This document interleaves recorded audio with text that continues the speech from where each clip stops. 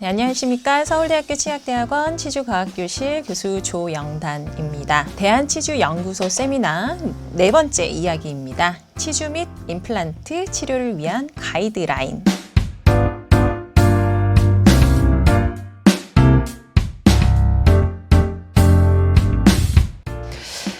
세 번째는 이제 엔도 크라운 치아에 대해서 한번 볼 건데요. 자, 엔도 크라운 치아의 운명은 결국 임플란트인가요? 저는 그런 치아들을 너무 많이 봐서 이런 생각을 했었거든요. 엔도 크라운의 운명은 결국 임플란트인가? 자, 대부분 이렇게 이제 엔도하고 크라운을 한 이런 치아들의 경우에 있어서 이 루트 부분이 크랙이 가면서, 그죠? 페리에피컬 리전이 만들어지고 이 리전에서부터 나오는 퍼스들이 뼈를 뚫고 잇몸 뚫고 이렇게 사이너스 트랙으로 나오죠. 그죠? 그럼 환자분들은 이제 여드름이 자꾸 잇몸에 나요. 이러면서 오세요. 그죠? 이 여드름은 뼈 안에서부터 만들어지는 고름이 나오는 길이죠. 자, 그래서 이렇게 이 신경치료를 하게 되면은 이제 환자분들은 신경치료라고 하면 보통 신경을 살렸다라고 생각을 하시는 경우가 많아요. 아니죠. 죽은 신경을 제거를 하고 그 안에다가 우리는 이제 GP콘을 넣고 이 치아 자체가 약하면 포스트도 세우고 그 다음에 크라운을 씌우죠. 왜? 씌우지 않으면은 이제 크라운 부분이 쪼개질 수 있으니까. 자, 근데 크라운을 이렇게 씌워서 이 머리 부분은 쪼개지는 것을 방지할 수 있을지 언정. 이 아래쪽에 있는 뿌리 부분은요. 사실 이 뿌리 부분이 신경이 없으면은 신경을 제거를 하게 되면은 신경만 제거되는 거 아니죠. 그죠? 혈관도 같이 제거되는 거기 때문에 혈관이라 함은 치아에 영양분을 공급을 하고 산소를 공급을 하는데 그 영양분, 산소 공급이 안 되죠. 그죠? 그럼 죽은 치아가 되는 겁니다. 마른 장작을 생각을 하시면 되죠. 마른 장작은 도끼 한번 갖다 대면은 쫙 쪼개지죠? 마찬가지로 이러한 치아들도 계속 씹다 보면은 이렇게 크라운으로 씌운 부분 말고 이제 이 보호받지 못하는 부분, 뿌리 부분이 금이 가게 됩니다.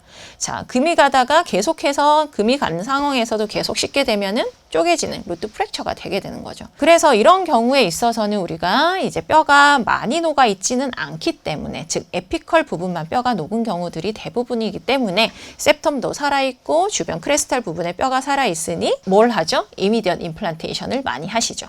근데 이럴 때 고민이 되는 게 또 뭐냐면은 이렇게 페리에피컬 리전이 있는 액티브한 염증 상태에서 바로 임플란트 심어도 되나? 라고 생각을 하시잖아요. 저는 심습니다.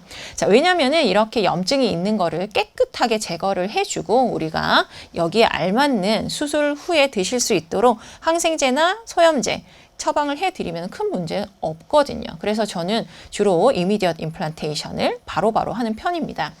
자, 그래서 임플란트 식립을 했고요. 이 주변에 갭이 있는 부분은 이렇게 이제 고리식제와 콜라겐으로 이렇게 메꿔줬고요. 수처하고요. 1, 2주 정도 후에 스티치아웃 할 때 발치화 부분 연조직이 잘 아물고 있는 거 보이죠?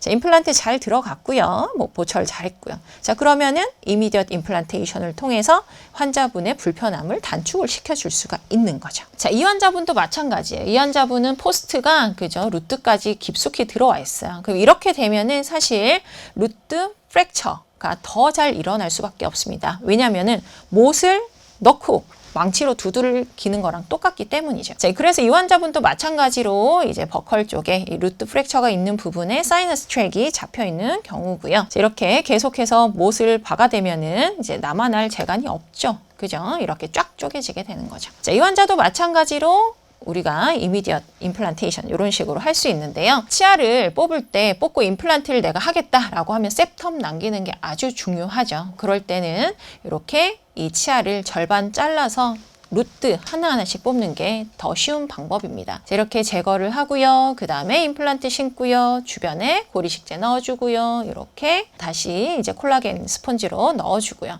자, 임플란트 잘 식립이 되었고 보철까지 잘 완료가 되었습니다. 자, 그래서 제가 여기서 말씀드리는 거는 이제 엔도 크라운을 한 치아가 루트 프랙처가 결국에는 이제 일어나더라라는 거. 플러스 이렇게 루트 프랙처가 있는 부위에서 문제가 되는 경우가 이 염증으로 인해서 페리에피컬 리전이 생기면서 액티브 액티브한 인플라메이션으로 인해서 퍼스가 나오는 상황. 자, 이미디엇 임플란테이션이 해도 되나? 나중에 기다렸다가 염증 없어지면 할까? 라고 고민되는 상황 있으시잖아요. 그럴 때 저는 임플란트 바로 심습니다.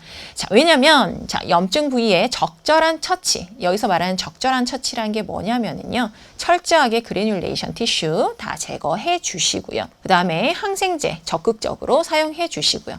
저는 이런 경우에 있어서 이제 미노사이클린 연고도 안에 이제 수술 부위에 넣어줍니다. 이런 경우에 있어서는요, 이렇게 우리가 철저하게 관리를 해주면은 발치 즉시 임플란트 식립을 해도 큰 문제가 되지 않는다. 라고 말씀드릴 수가 있겠고, 저는 이런 케이스들이 너무 많아요. 많으면 또 어떻게 하죠? 공유해 드리죠. 너무 퍼블리시한 게 있으니까는 궁금하신 분들은 이 디테일한 내용을 한번 찾아보시는 것도 추천드립니다. 그렇다면은 전부 다 크랙인가요? 이렇게 물어보시는 분들이 계세요. 자, 왼쪽 아래 어금니가 불편하고요. 가끔 피가 난다 라고 하는 주소로 내원을 하셨습니다. 엔도를 했고요. 그 다음에 크라운 씌웠고요. 크라운 씌운 거 이제 뒤에 있는 치아하고도 연결을 브릿지를 해놓은 상태죠. 자, 저는 이 엑스레이를 보는 순간 여기 엔도가 되어 있고 이런 걸로 봐서는 크랙인가 보다 라고 생각을 했습니다. 보시게 되면은요, 페리피컬 사진에 있어서 이렇게 이 치아 주변으로 뼈가 많이 녹아 있는 거 보이시죠? 프로빙 뎁스도 거의 한 10mm 정도 들어가요. 씹을 때 아프고요. 흔들리기도 하고요. 크랙일 가능성이 높은데 우선은 잇몸을 열어봐서 이 부위에 뭐가 문제가 있는지 확인을 하는 다이아그노스틱 플랩을 해보자 라고 환자분한테 말씀드렸고 열어봤어요. 자, 그래서 이 열어보니까는요, 이 치아 주변에 이렇게 서브징지발 캘큘러스 있는 거 보이시죠? 자, 이뿐만 아니라 이렇게 환상형으로 뼈가 녹아 있는 거 볼 수 있습니다. 자, 겉으로 봤을 때는 멀쩡해요. 겉으로 봤을 때 멀쩡해 보이는데 이 안에는 뼈가 많이 녹아 있는 거죠. 자, 이렇게 뼈가 녹은 이유, 뭐 크랙일 수도 있고요. 근데 이 안에가 이렇게 치석이 많은 걸로 봐서는 주된 원인이 이 서브징지발 캘큘러스일 수도 있겠다라고 생각을 했고, 또 하나 이 안에서부터 플랩을 열었을 때 제가 확보를 할 수 있었던 게 뭐냐면요, 크라운을 붙일 때 사용을 했던 시멘트 일부가 남아 있었습니다. 자, 그걸로 인해서 염증이 생겼던 걸로 추정이 되었어요. 자, 그래서 안에를 깨끗하게 정리를 해주고요. 그래뉼레이션 티슈 다 제거해주고요.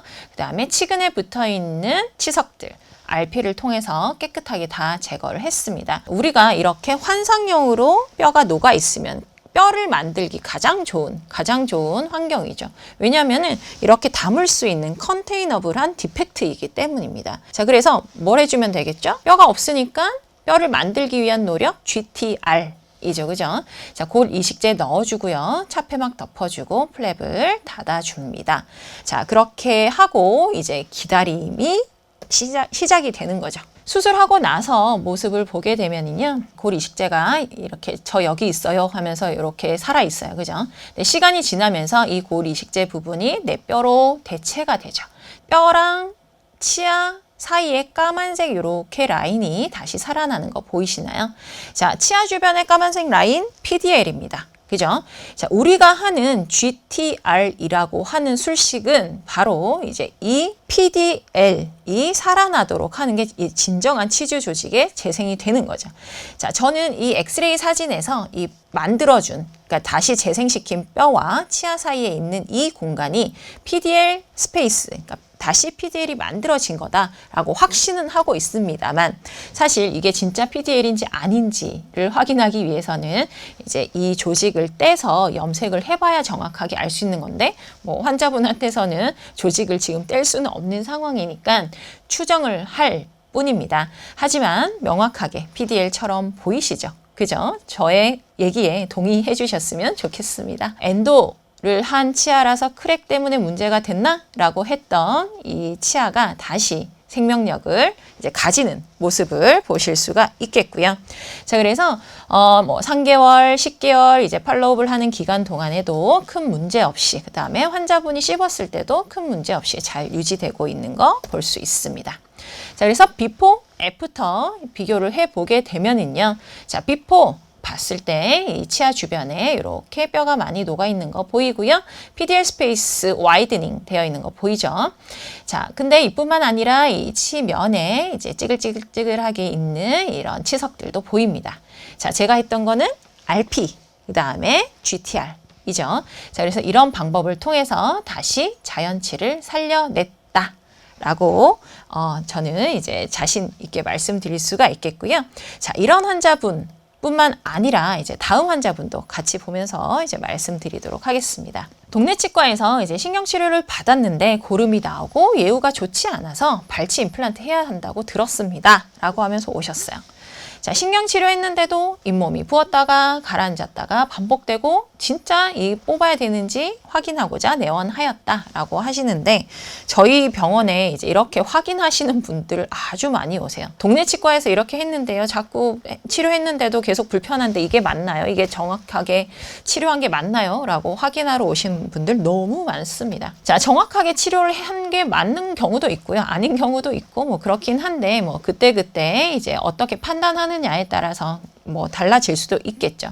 바로 요 치아인데요. 36번 치아입니다. 엔도는 되어 있고요. 이 치근 주변이 까맣게 되어 있어서 뼈가 많이 녹은 것을 볼 수가 있죠. 자, 그런데 자, 이 임상 사진을 보시면은 왜 이 치아가 계속해서 문제가 되는지 바로 아실 수 있을런지요. 저는 바로 보입니다. 36번 이 치아 버컬 부분에 왜 이렇게 하셨는지 모르겠는데 아마도 환자분이 여기가 이제 구멍이 이제 펄케이션 부분이니까 구멍이 뚫려 있으니까 이 부분으로 음식물이 많이 껴요 하니까 레진으로 메꿔 주신 것 같아요.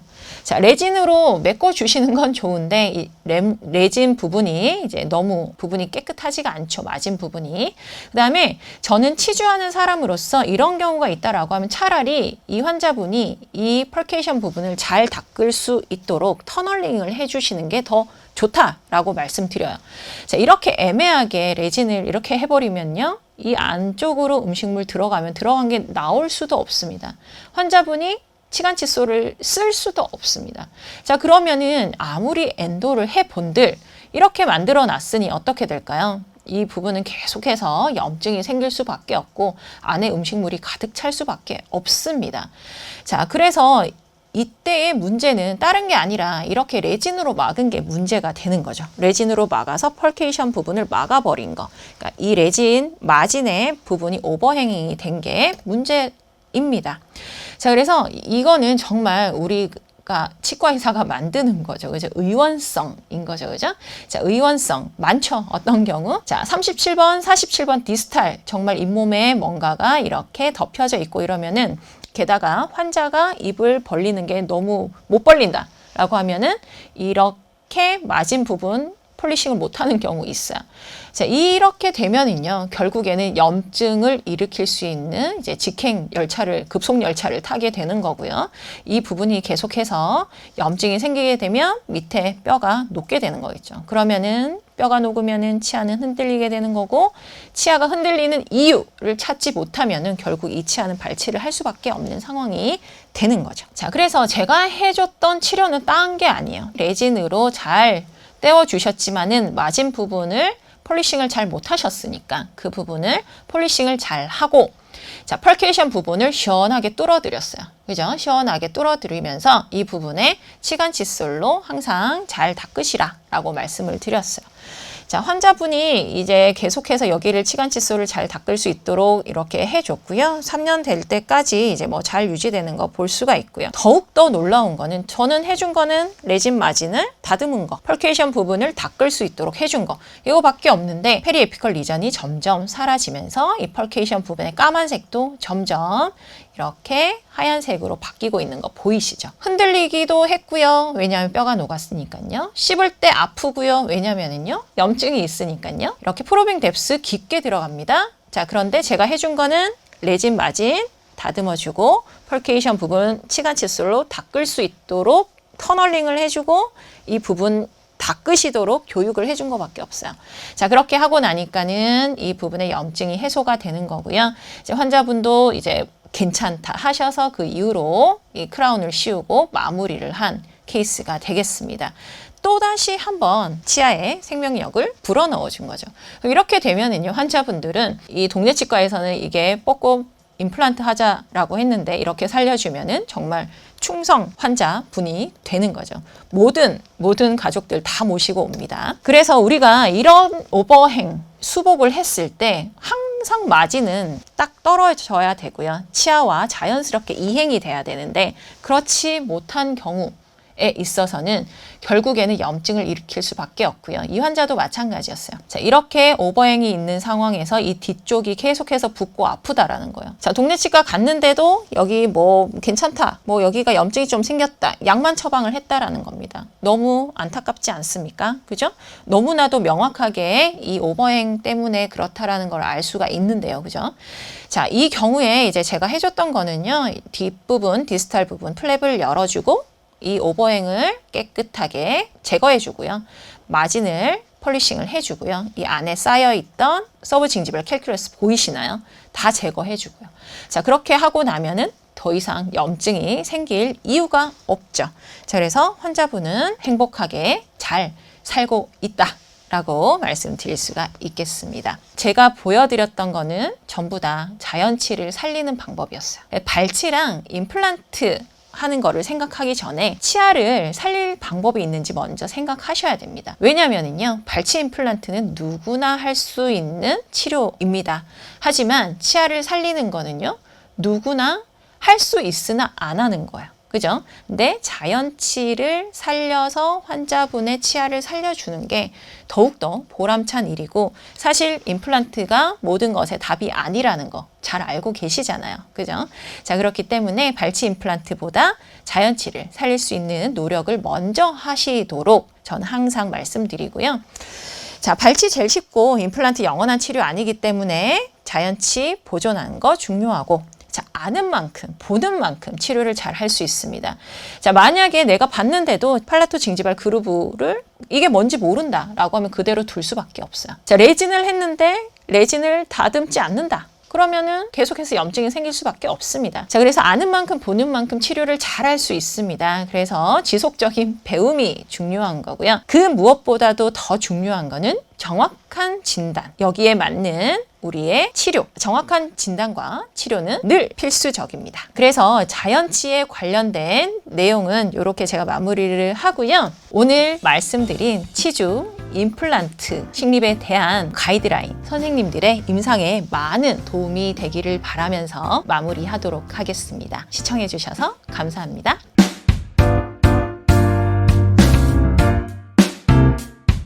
대한치주연구소 세미나 구독, 좋아요, 알림 설정!